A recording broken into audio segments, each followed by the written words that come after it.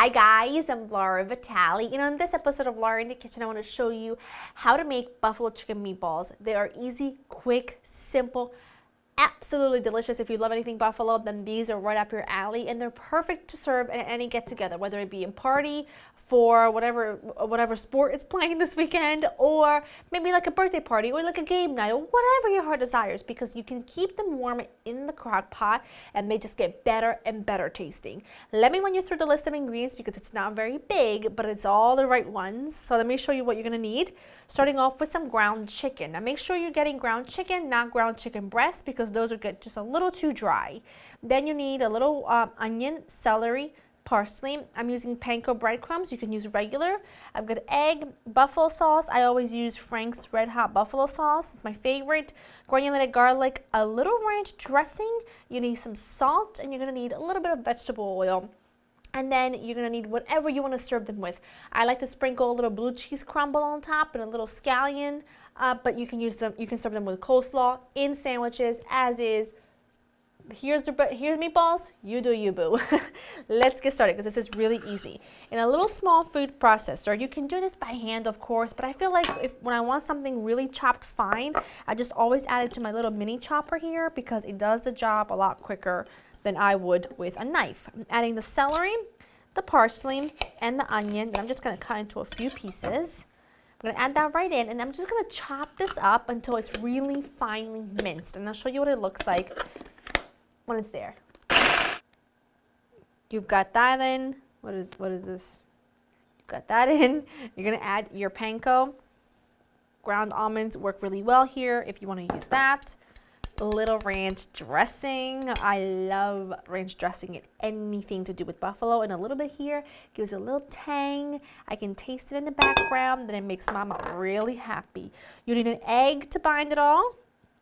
Some granulated garlic. I'm using granulated instead of fresh because I find that fresh is a little overpowering and I don't want it to take over, you know, the celery and the ranch and everything else that we're going to do to it, that we're going to do like with the hot sauce and stuff.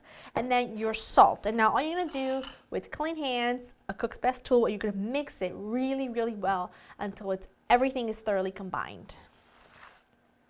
My mixture is well mixed. I've got a plate here that I'm just brushing a little bit of olive oil because these are quite, this mixture is quite sticky and I don't want them to stick. So if you just oil your hand and you oil your plate, they don't stick and you don't have to add any more breadcrumbs. So I'm just going to keep forming them. I'm making them quite small because these are going to be for a party, but you can make them real big. You can turn them into a meatloaf-sized meatball if you want. It's all you. So whatever your heart desires is what you should do. But you see, if you just oil your one hand and you use a little ice cream scoop, look at that. They come out perfect. I'm going to cover these up and I'm going to pop them into the fridge for about 45 minutes or so. I want them to firm up and for the flavor to really infuse into the ground chicken, and then we'll get going on searing them and they're going to be so amazing.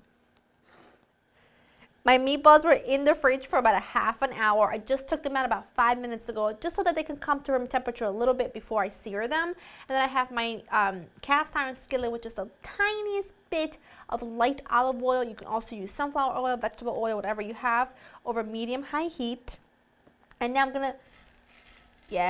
going to do these in batches, obviously just because there's so many meatballs, but I'm looking to have them seared on all sides. So I'll just kind of cook them, turn them, cook them, turn them until I feel like they're really lovely golden brown all over.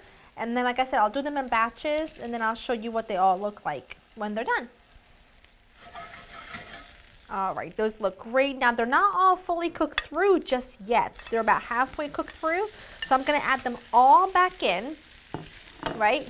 They smell so divine, you cannot even imagine.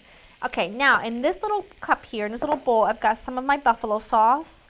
I'm gonna add a little water just to kind of thin it out a little tiny bit. You can use as much or as little as you want. I like it quite spicy. I'm just gonna pour this over, and then I'm gonna cook this. I would say for a good 5 minutes or so, or until it's reduced and I feel like the meatballs are fully cooked through. You're gonna cook them while stirring kind of often because I just wanna make sure that each meatball kind of soaks up that buffalo sauce, and then I'll show you what they look like when they're done. And in the meantime, I'm going to chop up some parsley, scallions, and get my blue cheese crumbles ready.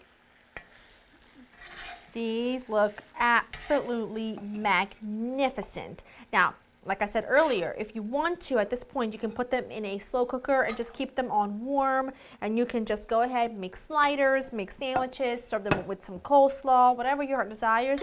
But these are going to be fabulous.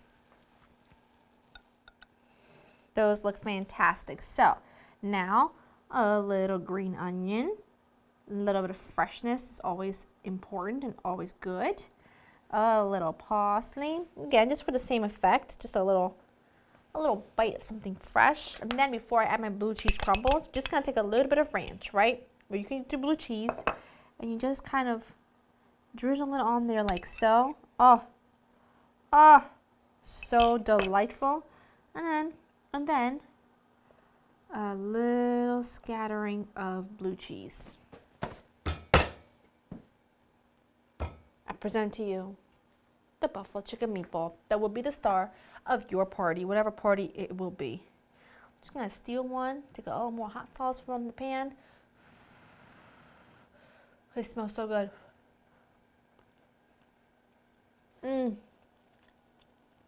They are so juicy and so perfectly cooked. They're not dry and hard at all.